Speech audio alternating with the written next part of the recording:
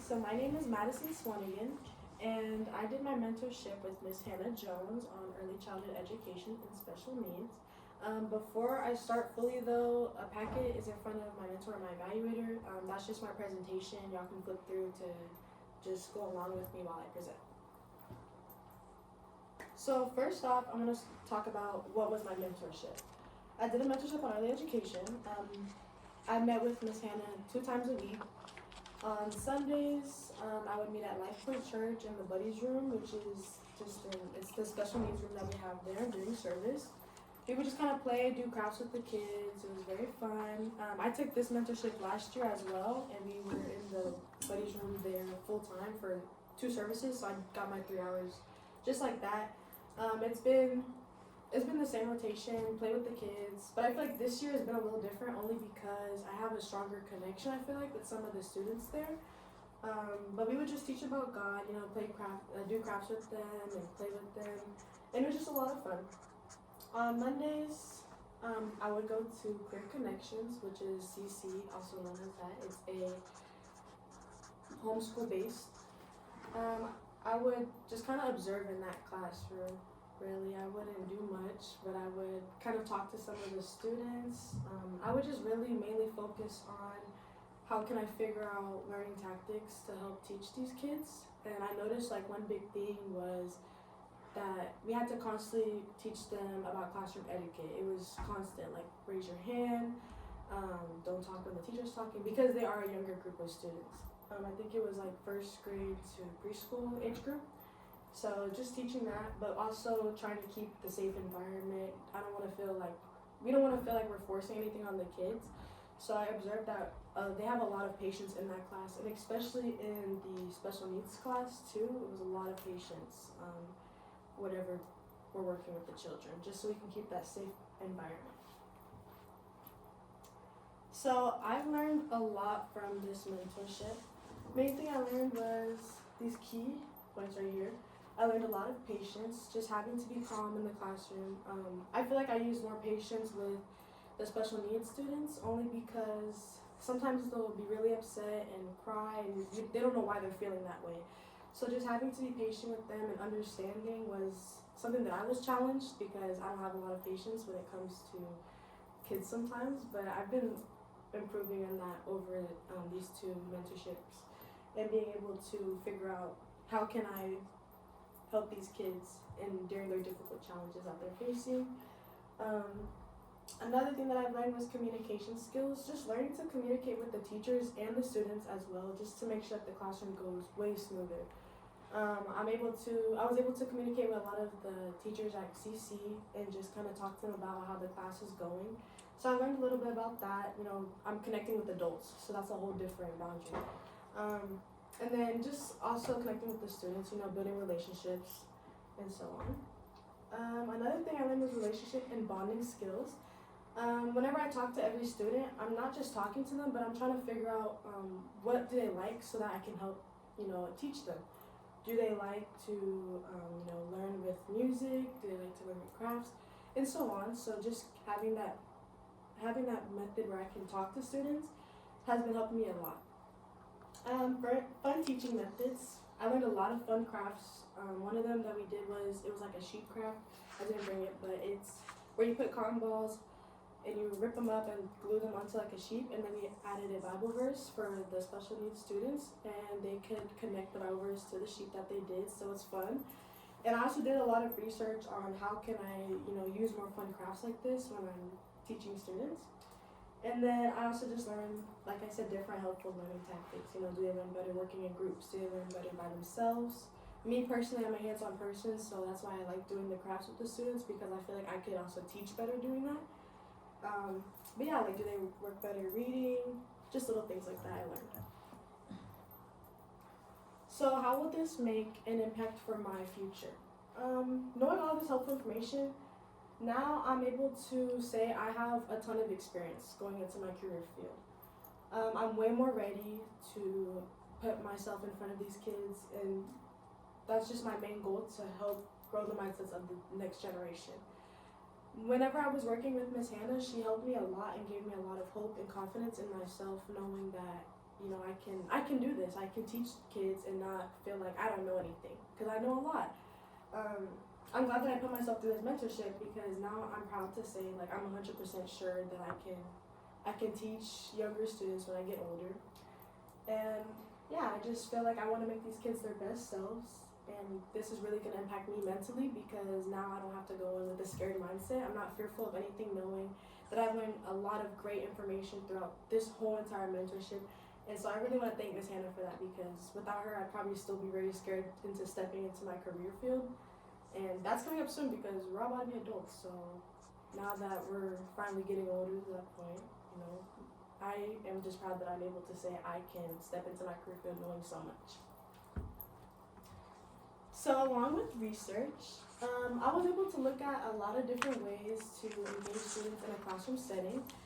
That was my main focus this year, was how can I just help teach these students, knowing like every student learns differently. I want students to feel the urge to learn and listen. I don't want them to feel like this is boring. So I did a lot of research on what catches the eye of a student. I read Miss Hannah gave me like 2 books last mentorship, and I read through it, and I used that as also part of my research, plus the websites. And I also wanted to learn just simple ways on how to teach students classroom etiquette, since that's the main issue that I was seeing in the classroom that we were working in. It's just hard to teach younger students classroom etiquette, especially because they're still learning, and you don't want to be too harsh on them because they're just kids. But you don't want them to go into the next years still not knowing how to, stay quiet when the teacher's talking, you don't want them to be a distraction. So just teaching that constantly throughout the classroom, while also trying to keep that safe environment feeling for them, was difficult, but I did research on that, on how to do that, and so I'm really happy to say that I can understand more on how to teach students with that.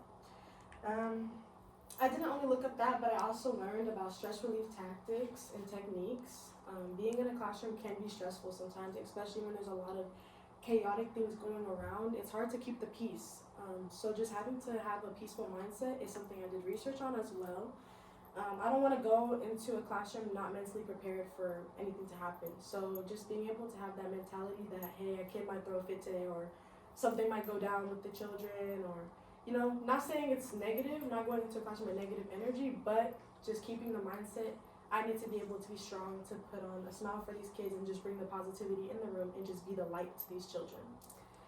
I also learned just some fun crafts that are appropriate for younger kids. I know last year I learned a lot about how you can't use certain things in a classroom because kids don't know how to use them. Like, you can't use, I guess, a lot of liquid glue because it'll get everywhere and it'll be messy. So I did a little research on that, on what are some alternatives to use to make crafts and stuff like that. So for my final product, I created a fun music video on classroom etiquette to help students understand how to behave in a classroom setting. Simple things like catch a bubble and, stay seated, don't move around a lot, just fun things like that. This video, I wanted it to help the teachers so that they have, I guess, guidance to explaining these classroom etiquette rules if they struggle teaching classroom etiquette. And also just for the students, I wanted it to be fun to where they can watch it and just be engaged in the video, and hopefully this will help them to grab their attention and learn to pay attention in class. So let me go ahead and present my video.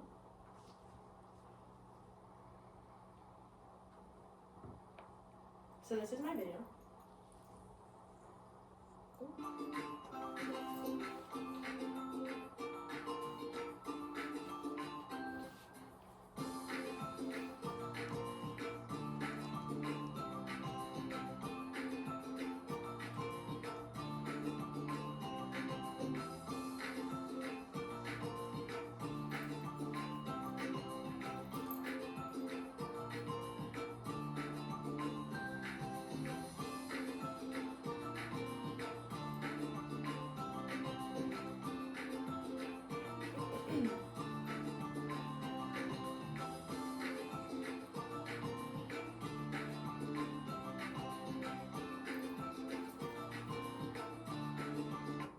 Okay, so that was my final product. I'll probably have to skip through a few slides. Now I'm going to talk about some challenges that I had while making my final product and also during the mentorship.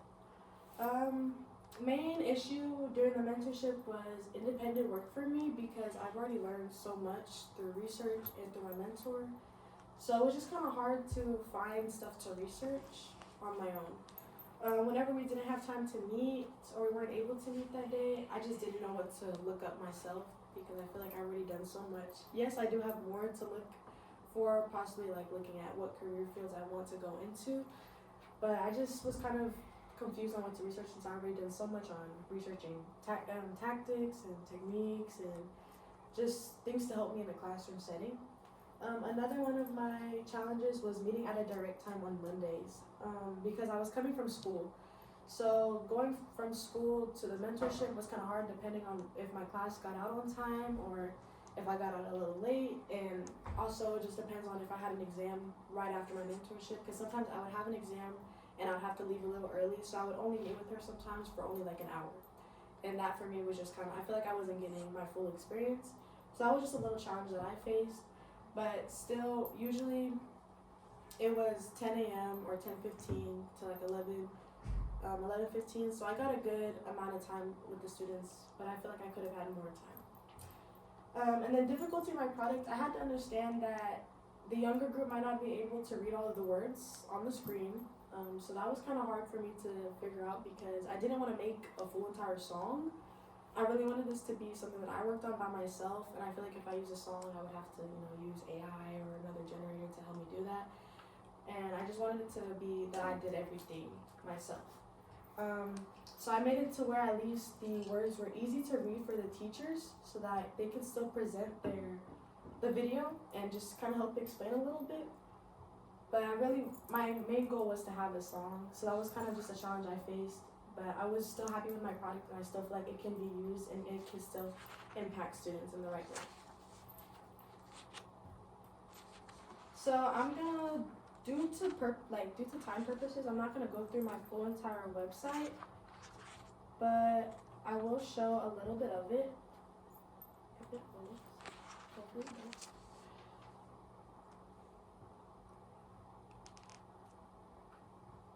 Okay, so this is my website that we've been making. I'm only going to click on a few things, but it basically just has, you can click on all these links and they will just show you certain things that I've worked on over the past, since last year and this year. So like for example, this is my annotated bibliography where it shows all of my websites that I've researched and just me going through and analyzing the website, being able to write down all of the information that I've learned and how can I use this in my future.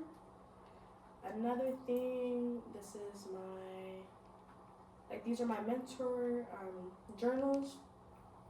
I wrote a few and I'm still adding to this day mentor journals on how, just me keeping up with my mentorship and how it's been going. I have my resume on here. It's 2 pages because of how much experience I've been getting from my mentorship, but that's my resume. So yeah, I'm not gonna go through everything, but that's pretty much that. Next are my next steps. So option 1, I go to UHCL or UHD to get my bachelor's degree in early education, and I would start working as a teacher for 2nd and 3rd grade.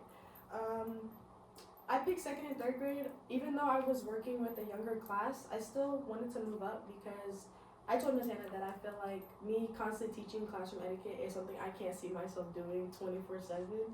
And I still want to be able to keep that, I still want to keep a young mind where I can, help them and grow their mindset and have fun with them. But also I don't want it to be too young to where I'm still trying to teach them how to even behave in a classroom.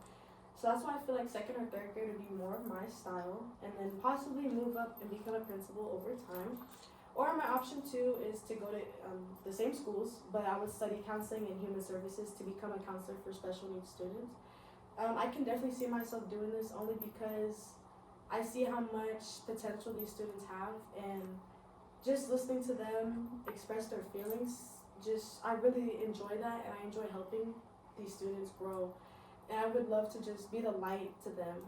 Hannah has just been the light to me recently, giving me hope and just giving me a confident mindset in myself, and that's what I want to give to these students as well. So just even being able to just talk to students daily and get to know them and help them fix their positive mindset is something that I can see myself doing full time. So now I want to say thank you. I want to thank my teacher, Ms. Edner.